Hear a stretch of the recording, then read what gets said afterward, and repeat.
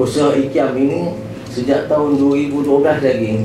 Soal-soal kemanusiaan ini kita ambil perhatian dalam sebagai suatu perjuangan kita lah. Ada juga usaha-usaha kita yang lain tapi agak serius.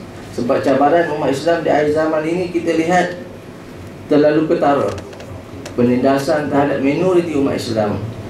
Sebab kalau kita pergi merantau seluruh ASEAN ini, yang agak dirahmati, suasana yang agak sejahtera, yang agak aman di Malaysia.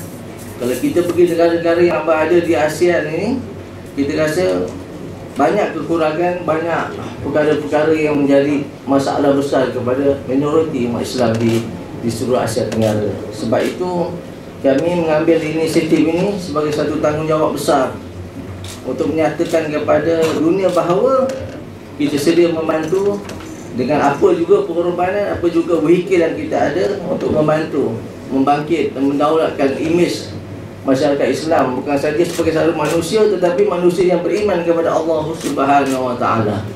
Kita bukan bantu sekadar kita bantu segi makanan, pakaian, tetapi kita nak bangun iman umat Islam minoriti di negara-negara di rantau ASEAN ini.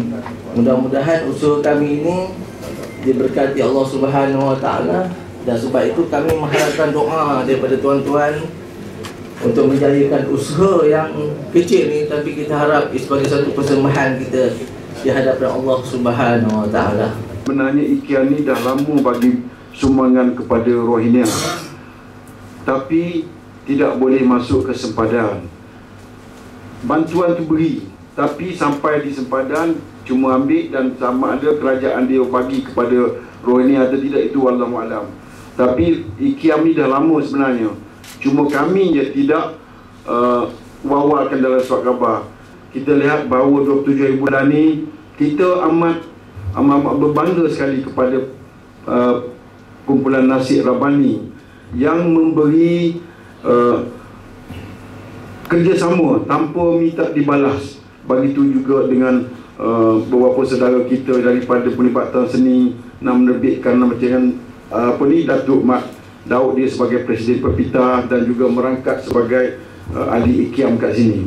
Tujuan sebenar, matlamat sebenar yang akan diadakan pada 27 bulan ni adalah untuk memberi sedikit sumbangan apa yang ada yang perlu kita dapat untuk orang-orang Rohingya yang berada di sini ataupun mana-mana seagama dengan kita perlukan tabung. Inilah ini yang dilancarkan tabung ni.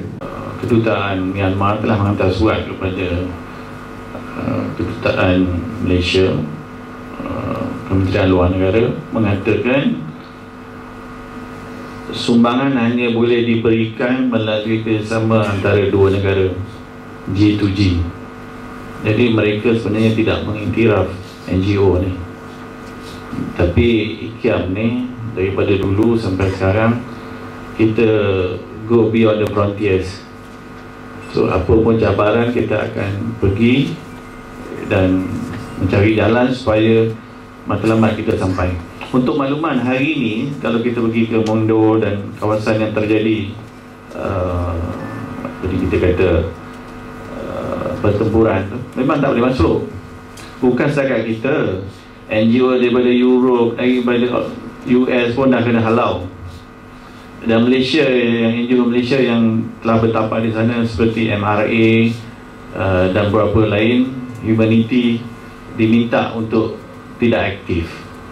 Jadi, tetapi Alhamdulillah Myanmar ni walaupun dia tahu Malaysia menyokong penuh usaha Rohingya untuk mendapatkan, kita panggil, kerakyatan sebagai orang asli, ethnic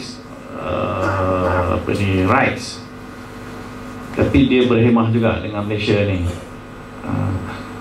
Saya rasa NGO kita belum ada yang tiba-tiba pejabat dia kena ras tutup halau, tapi beberapa NGO luar negara memang dia buat.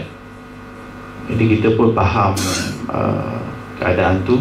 So kita menggunakan channel ASEAN dan juga OIC secara berhemah.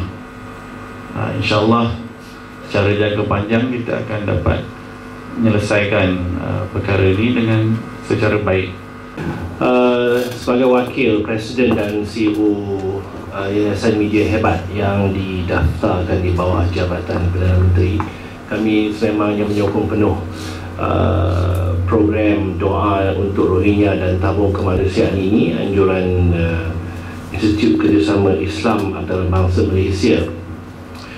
Malaysia sebagai sebuah negara Islam yang moden dan progresif memang sememangnya menjadi tumpuan kepada banyak usaha-usaha kemanusiaan. Dan di Malaysia kini sekarang juga saya diberitahu bahawa ada lebih 56,000 etnik Rohingya di Malaysia. Ini tidak termasuk yang terbaru ni beberapa ribu pelarian Syria yang Malaysia telah memberi perlindungan dan kebenaran untuk tinggal di negara ini, termasuk juga pelarian dari Yemen, daripada Iraq. Jadi Malaysia ini menjadi tumpuan, dan kita sebagai sebuah negara Islam memangnya amat prihatin. Dan kerajaan, walaupun kita mempunyai masalah sosial dan juga masalah kekangan keuangan, tetapi kita sebagai atas ukhuwah dan ikatan keislaman sesama Muslim itu tetap memberi perlindungan dan juga memberi apa-apa saja bantuan kepada bantuan kemanusiaan kepada pelarian ini.